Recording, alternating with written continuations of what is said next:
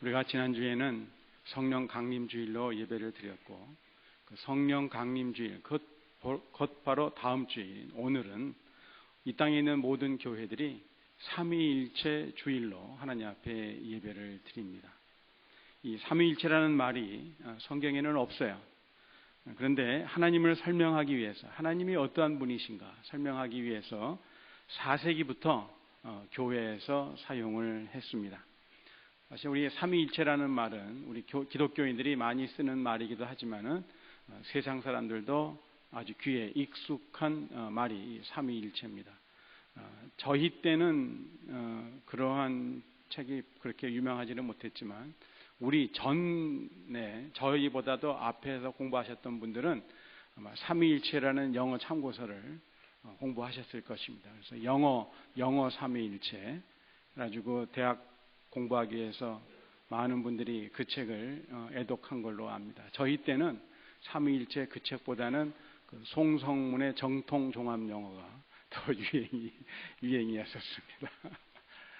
네, 이 삼위일체 하나님을 나타내는데 이 삼위일체라는 하나님을 가장 간결하게 설명하는 말이 지금까지 인간이 고안해낸 아이디어 중에서 생각 중에서 하나님을 가장 짧게 간결하게 잘 설명하고 있는 말이 이 삼위일체이기 때문에 아직까지도 삼위일체라는 말을 쓰고 있습니다.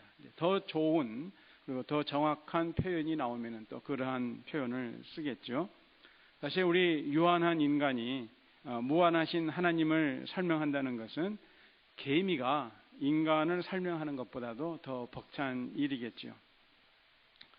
삼위일체 교리는 유일하고 참되신 하나님께서 우리에게 어떻게 나타나셨으며 활동하셨는지 긴 시간 생각하고 묵상한 산물입니다. 이 삼위일체 하나님이라는 말은 한 하나님이 세 분, 즉 성부 하나님, 성자 하나님, 성령 하나님으로 존재하시는데 이 세 분의 본질은 똑같이 하나라는 것이에요. 그래서 우리의 그 이성과 생각 가지고는 상상하기 힘들죠. 마치 예수님이라는 그 한 분 안에 신성과 인성이 같이 계시는 분. 그래서 예수님은 100% 하나님이시며 또한 동시에 100% 사람이시다. 우리가 말은 그렇게 하지만은 이게 생각을 해보면은 감이 잘 안 잡힙니다. 마찬가지로 삼위일체 하나님도 우리가 표현은 그렇게 하지만은 과연 그 하나님을 우리가 어떻게 다 알 수가 있겠어요? 그렇지만 이제 그 말을 쭉 써왔기 때문에 쓰고 있는데요. 이 하나님이 인간을 창조하실 때 역사를 보면은 창세기 1장부터 보면은 인간은 하나님과 독특한 관계를 가집니다. 수많은 피조물 가운데 오직 인간만이 하나님의 형상을 따라 지음을 받았죠.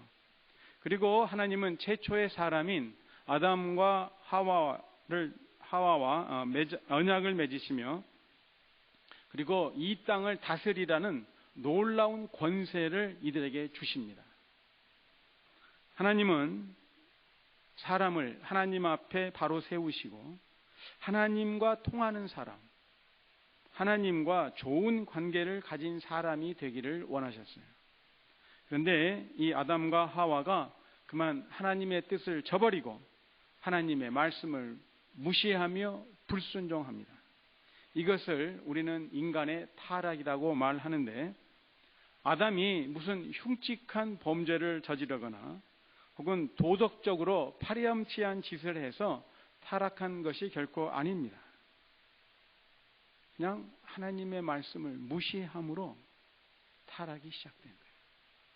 그래서 하나님과 친밀했던 관계가 끊어져 버렸고 그리고 하나님이 찾아오시면 인간은 무서워서 숨어버리는 신세가 되고 말았어요. 그러니까요, 우리 마음에 하나님 말씀을 두기 싫어한다거나 혹은 귀찮아하는 마음이 일어날 때는 우리는 즉시 회개해야 합니다. 하나님의 말씀을 늘 우리 마음에 간직하고 그 말씀에 순종하는 삶을 살아야 우리는 타락한 인간의 본성을 물리칠 수가 있기 때문에 그렇습니다. 그런데 이 타락한 인간을 하나님은 그냥 내버려 두지 아니하시고 찾아오십니다. 죽을 수밖에 없던 타락한 그들에게 생명의 길을, 사는 길을 알려주시려고 몸소 찾아오셔요. 아담에게 찾아오셔서 짐승 가죽 옷을 입혀주십니다. 그냥 짐승 가죽 옷을 입혀주셔서 무화과 나무 잎보다는 낫겠네, 그렇게 생각할 것이 아니고 짐승 가죽 옷을 가져오셨다. 그러려면은 짐승이 죽어야죠. 가죽이 생기려면.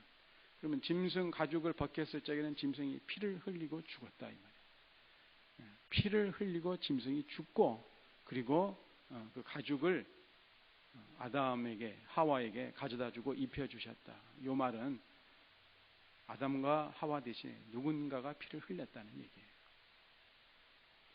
그리고 후에 아브라함에게 오셔서 한 가정을 택하셨고, 또 모세에게 오셔서 한 민족 이스라엘을 선택하셨습니다. 그리고 시내산에서 모세에게 하나님의 뜻이 담긴 율법을 주시죠. 그리고 그 후로는 하나님이 선지자들을 통해서 말씀하십니다. 그러다가 때가 되매 하나님이 사람으로 이 땅에 오셨어요. 그분이 바로 나사렛 예수 그리스도입니다. 성경은 이렇게 말씀합니다. 태초에 말씀이 계신다. 그 말씀이 하나님과 함께 계셨으니 이 말씀은 곧 하나님이시니라. 말씀이 하나님과 함께 계셨던 그 말씀, 태초부터 계셨던 그 말씀이 곧 하나님이라고 요한복음 1장 1절에서 말씀하고 있는데, 이제 14절에 가면은 말씀이 육신이 되어 우리 가운데 거하심에 우리가 그 영광을 보니 아버지의 독생자의 영광이요 은혜와 진리가 충만하더라 그랬어요. 뭐와 무엇이 충만했다? 누구에게? 예수 그리스도에게. 예수 그리스도에게 은혜와 진리가 충만했다. 요한복음 1장 14절입니다.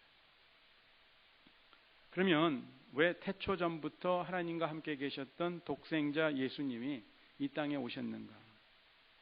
하나님이 어떠한 분인지 사람들에게 알려주려고 오셨는데, 예수님이 보여주신 하나님은 하나님의 형상을 따라 지음받은 우리를 지극히 사랑하시는 하나님이심을 보여주셨어요. 자, 그러면 우리가 먼저 이 하나님의 사랑을 받은 우리는 과연 어떠한 모습을 지닌 사람들이었는가? 바울이 로마 교회 성도들에게 보낸 편지에서 우리가 봅니다. 오늘 봉독해 주신 본문에 뒤이어서 6절에 보니까 우리는 연약한 자라 그랬고요. 그리고 하나님 앞에 경건하지 않았다고 얘기하고 있어요. 즉 하나님과 함께 지낼 수 있는 준비가 전혀 되어 있지 않은 우리들이었다는 말씀이에요. 우리가 누구를 만나고 우리가 결혼을 한번 생각을 해봐요. 결혼을 어떤 남자와 어떤 여자와 같이 살려면 준비를 해야 되는 거 아니겠어요? 준비 안 하고 결혼하는 남자 여자 있습니까? 아니죠. 다 준비를 하고 결혼을 하죠. 마찬가지로 우리가 하나님과 함께 지내기를 하나님은 원하시는데, 말씀을 보니까 우리는 연약한 자이었고 경건치 않은 자이었다. 하나님과 함께 지낼 수 있는 준비가 전혀 되어 있지 않은 우리들이었습니다. 또 8절을 보면은 우리는 죄인이었다고 말씀하고 있어요. 거룩하신 하나님과는 도저히 어울릴 수 없는, 하나님과 함께 지낼 수 없는 존재였어요. 그리고 또 10절을 보면은 우리는 하나님의 원수이었어요. 원수. 하나님과 같이 존재할 수 없는, 즉 하나님과는 같이 숨쉬고 있을 수가 없는 최악의 관계에 있었던 존재들이 바로 우리들이었다는 거예요. 이처럼 우리가 아무 쓸모도 없고 하나님과 최악의 관계에 있었던 그때 하나님은 우리를 위해 하나님의 아들 예수님을 죽음에 내어 주셨습니다. 이 땅에 오신 하나님 아버지의 독생자 예수 그리스도가 십자가에서 피를 쏟으셨어요. 죄가 없으신 예수님이 하나님과 원수된 우리를 위해 피를 흘리심으로 우리의 죄값을 대신 담당하셨습니다. 성경을 보면은 하나님이 정해 놓으신 하나의 영적인 법칙이 있는데, 그것이 뭐냐면은 피 흘림이 없이는 죄 사함이 없다는 거예요. 죄를 사하는 데 있어서 다른 어떤 것도 필요가 없어요. 피를 흘려야지 죄 사함이 있다는 거예요. 피 흘린다는 말은 무슨 말씀이에요? 죽어야 돼요. 생명의 희생이 없이는 죄 용서함이 없다는 거예요. 그래서 이스라엘 백성들은 그들의 죄를 용서받기 위해서 살려고 지금 제사를 드리는데 자신의 피를 흘릴 수는 없잖아요. 그러니까 대신 해마다 하나님 앞에서 짐승들의 피를 대신 흘렸어요. 그런데 죄가 없으시기에 피 흘릴 이유도 없고 죽을 필요도 없는 예수님이 죄인된 우리들을 위해 기꺼이 십자가에 달리사 우리 대신 피를 흘리셨어요. 죽으셨다 이 말씀입니다. 예수님의 이러한 희생적인 죽음을 통해 우리는 비로소 하나님 앞에 바로 설 수 있게 되었습니다. 단절된 하나님과의 관계가 예수님의 십자가를 통해 회복되었고 우리가 하나님과 화해를 이루게 되었습니다.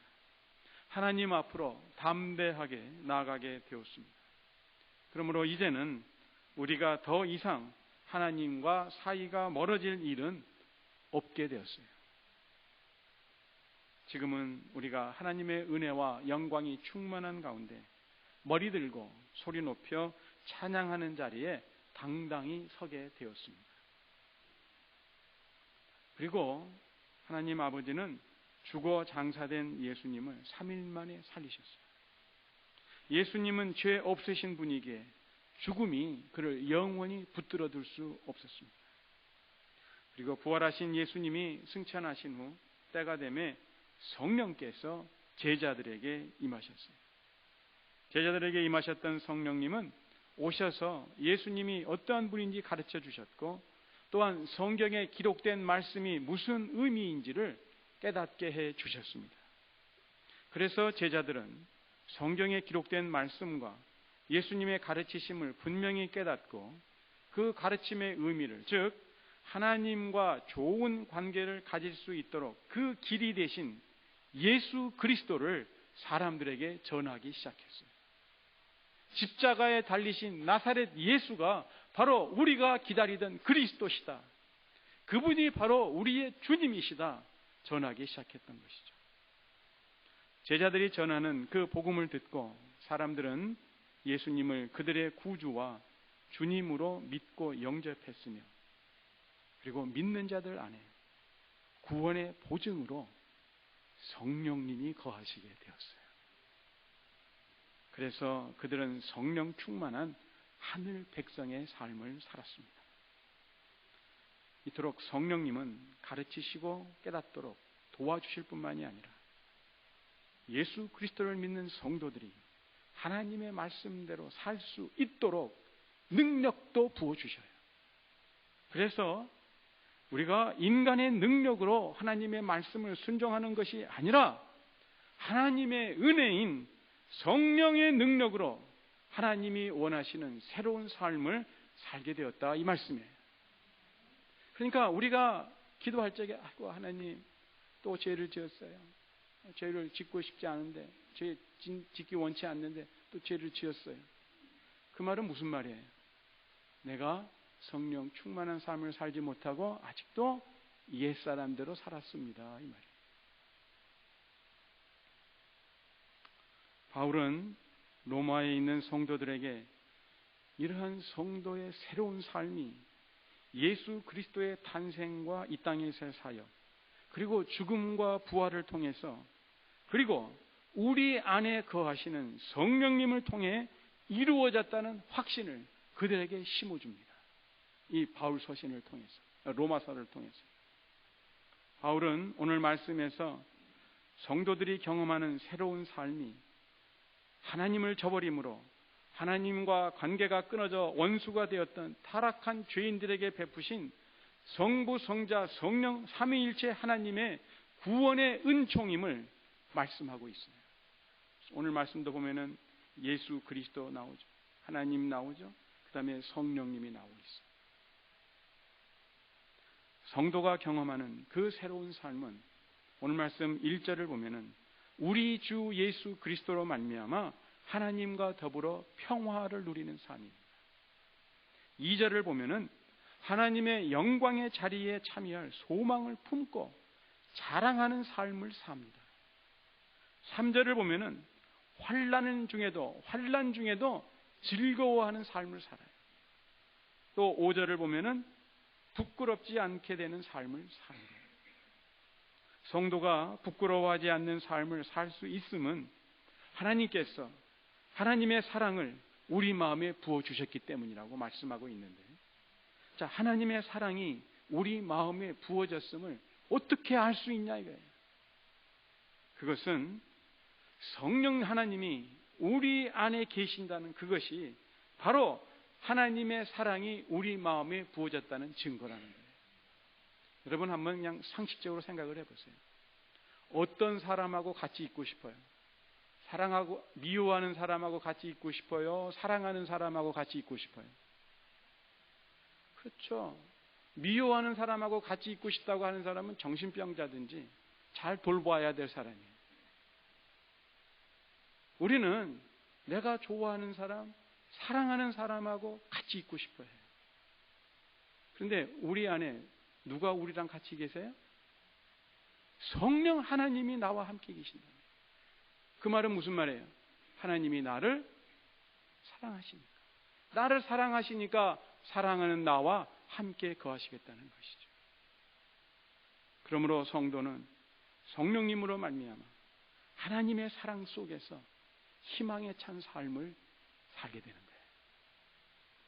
마음으로 예수를 구주로 믿고 또 우리의 일상생활 가운데 예수를 주님으로 섬기는 성도들, 즉 하나님과 올바른 관계를 회복한 성도들은 이처럼 하나님과 평화를 누리며 희망 가운데 즐거워하며 하나님의 사랑이 충만한 새로운 삶을 누리는 인생들입니다. 그런데 이렇게 놀라운 복을 누리게 되면, 새로운 삶을 살게 되면 성부, 성자, 성령 삼위 하나님에 의해 가능했고, 또한 우리가 하나님의 자녀가 되고 또한 계속 하나님의 자녀로서 살아갈 수 있음도 성부, 성자, 성령 하나님의 은혜가 있기 때문에 가능한 것입니다. 오늘 말씀은 성삼위 하나님의 활동으로 인해서 평화와 희망 그리고 사랑이 이미 우리 성도들 한 사람 한 사람 가운데 임하였음을 보여줄 뿐만이 아니라 또한 그러한 성도들의 모임, 믿음의 공동체인 교회 위에 임하였음을 보여주고 있어요. 오늘 말씀을 통해서 우리가 기억해야 할 것이 하나 있는데 뭐냐면요, 성도가 예수님을 믿고 신앙인으로 살아가노라면 인생의 어려운 고비를 만날 수가 있습니다. 아니, 성도들은 반드시 만나게 되어 있어요. 세상이 우리를 가만히 놔두지 않습니다. 그런데 인생의 그 어려운 고비를 만나게 되면 보통 사람들은요, 두려워하면서 피하려고 합니다. 피해가려고 해요. 혹은 원망하고 짜증내며 불평합니다. 또 어떤 사람은 그 어려움의 원인이 그 사람 때문인 것처럼 그 사람을 비난해요. 그러나 성도들은 어떻게 한다고 바울이 말하고 있어요? 어려움을 당하면 어떻게 한다고요? 즐거워한다. 즐거워한다. 왜냐하면 성도들은 그 어려움이 유익하다는 것을 미리 알기 때문에 즐거워한다는 거예요. 여러분, 위기는 기회라는 말 들어보셨죠? 위기는 기회다. 그러면은 그 어려움이 도대체 어떤 기회이기 때문에 그런가? 어려움을 통해서 성도는 인내를 배웁니다. 그리고 참고 견디다 보면은 그 못된 성품이 다듬어지면서 강건한 성품으로 변해가는. 그리고 어려움을 통해서 성도는 매일매일 하나님을 더욱 의지하고 신뢰하는 삶으로 성장해 갑니다. 그래서 성도의 믿음과 소망은 더욱 튼튼해지는 거예요. 뭘 통해서? 어려움을 통해서. 그리고요, 무엇보다도 하나님이 성도를 사랑한다는 증거가 우리 안에 계시는 성령님인데, 바로 그 성령님이 내 안에 계시기에 결국에는 하나님께서 선한 결과로 우리를 인도해 주시리라는 것을 확신합니다. 지금 내 눈앞에 보이고 내 귀에 들리는 것이 아무리 어렵고 힘들다 할지라도 때가 지나고 시간이 지나면 결국에는 내 안에 계시는 성령 하나님께서 나를 선한 결과로 인도해 주신다는 확신이 있는 거예요. 그래서 성도는 아무리 어려운 일이 닥치고 곤란한 일을 당한다 해도 결국에는 다 잘 될 것이라 소망을 품고 믿음으로 당당하게 앞으로 나아갑니다. 그러니까요, 앞으로 우리가 어려운 일을 당할 적에 어떻게 해야 돼요? 신경질 낸다? 아니면 즐거워한다? 어떻게 해요? 즐거워한다. 즐거워하는 얼굴에 침 뱉을 수는 없잖아요. 즐거워하는 얼굴을 보고 화를 낼 수는 없잖아요. 네. 그렇습니다. 성도들이 품은 소망은요, 결코 성도들을 부끄럽게 만들거나 실망시키지 않습니다. 그렇기 때문에 환난 가운데서도 우리는 즐거워할 수가 있습니다.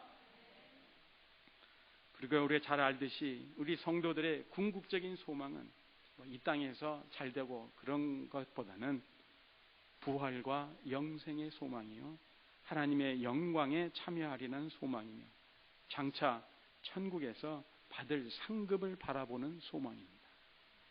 이러한 것들은 예수 그리스도께서 저를 믿는 자들에게 주시겠다고 분명히 약속하셨어요. 그러므로 성도들은 이루어질 수 없는 것들을 바라는 것이 아니라 예수님께서 분명히 약속하신 것들을 바라기 때문에 그들의 소망은 반드시 이루어지며, 따라서 그들을 결코 낙심시키거나 부끄럽게 만들지 않습니다. 이렇듯 성도가 누리는 복된 삶은 삼위일체 하나님의 은혜로 말미암기에 이 삼위일체 교리는 단순히 우리가 지식으로 알고 말로 고백하는 정도에서 끝나는 것이 아니라 성도들의 삶을 위한 확실한 기초가 됩니다.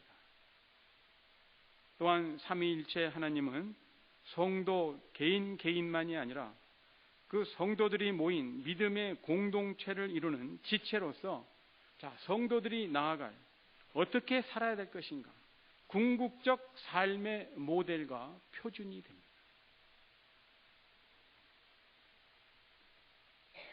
여러분, 우리가 아까도 교회 예배가 예배되게 하시고 교회가 교회되게 하소서 찬양했죠. 무슨 생각을 하면서 찬송을 했어요? 다 마음속에 뭔가 이상적인 것을 생각하면서 찬양했을 줄로 압니다. 자, 그렇다면 교회가 교회다운 교회가 되게 하소서. 여러분들이 생각하는 교회다운 교회, 아주 이상적인 교회 모습, 어떤 교회가 이상적인 모습입니까? 교회의 이상적인 모습이에요. 갈라디아 교회입니까? 에베소 교회입니까? 아니면은 빌라델비아 교회입니까? 아니에요. 우리 교회가 추구해야 할 가장 이상적인 교회의 모습은 삼위일체 하나님이십니다. 삼위일체 하나님. 삼위일체 하나님은요, 성부, 성자, 성령의 사귐이 이루어지는 공동체의 하나님이세요. 한 하나님이 세 분으로 존재하신다 그랬죠. 성부 하나님, 성자 하나님, 성령 하나님. 이 성부, 성자, 성령의 사귐이 이루어지는 공동체의 하나님이 삼위일체 하나님이시라. 이렇듯 하나님은 통일성 안에서 다양성을 지닌 분이므로 우리의 시선은 고립되고 격리된 외톨이로서가 아니라 다양한 공동체의 구성원으로서의 인격에 우리의 초점이 맞춰져야 됩니다. 지금 무슨 말씀인가 하니, 우리는 각자 그 개인주의에 사로잡혀 있는 고립된 자리로부터 나와서 나와 다른 사람들과 평화스럽고 따뜻한 공동체 관계 속으로 들어가야 한다는 이 말씀이에요. 삼위일체 하나님의 관계를 살펴보면 성부, 성자, 성령은 자신을 드러내거나 자신을 높이신 적이 한 번도 없습니다. 오히려 성령은 성자 예수 그리스도를 높이며 성자 예수께서 영광받기를 원하십니다. 또한 성자 예수님은 성부 하나님께 영광을 돌리며 성부 하나님을 사람들에게 나타내 주시는 거예요. 여러분, 우리가 성경을 읽으면서 삼위 하나님이 서로 말다툼 하신 적이 있대요. 성부 하나님하고 성자 하나님하고 막 말다툼 하신 적이 있었어요. 또 서로를 향해서 비난하거나 험담한 적이 있었대요. 또 서로를 향해서 자신을 알아주지 않는다고 섭섭한 마음을 품거나 뒤에서 궁시렁한 적이 있어요? 아니면 세 분 중에서 두 분이 서로 짝짝꿍 해가지고 다른 한 분을 왕따시킨 적이 있냐고요?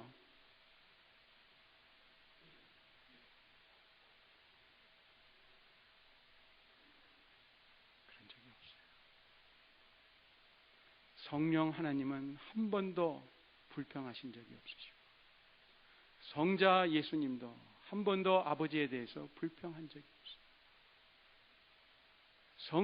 성부 하나님도 한 번도 성자 예수에 대해서 나무라신 적이 없어요. 자, 그렇다면 이러한 삼위일체 하나님의 은혜 가운데 선택받고 사랑을 받아서 구원의 큰 은총을 누리는 성도들이 어떠한 삶을 살아야 하는지 그 답은 분명한 거예요.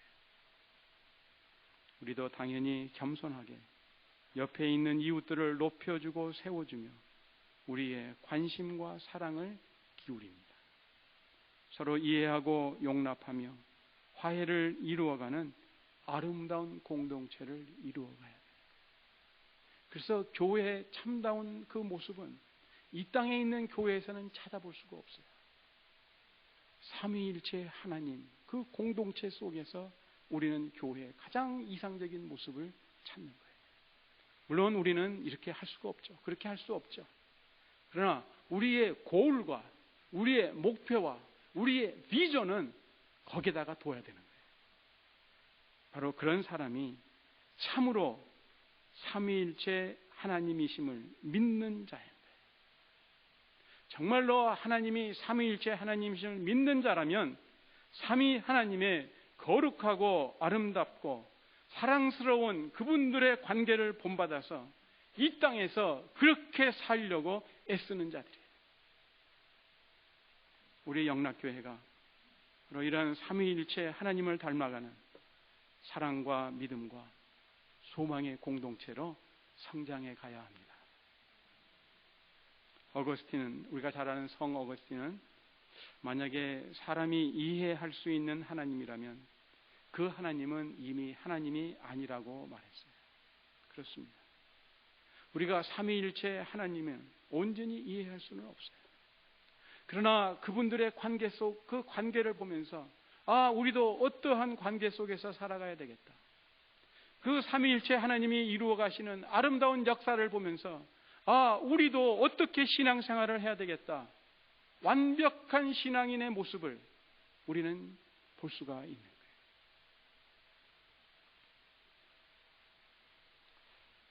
우리가 삼위일체 하나님을 온전히 이해할 수는 없지만 분명한 사실 하나는 삼위일체 하나님은 우리를 지극히 사랑하시는 하나님이시며 우리에게 점점 가까이 다가오시는 하나님이십니다. 성부 하나님이 우리 위에, 저 위에 계시는 하나님이시라면 성자 예수님은 바로 우리 곁에 계시는 하나님이세요. 우리와 어깨와 우리의 어깨와 어깨를 같이 하고 우리 곁에 계시는 하나님이세요. 그리고 성령 하나님은 우리 안에 계시는 하나님이세요.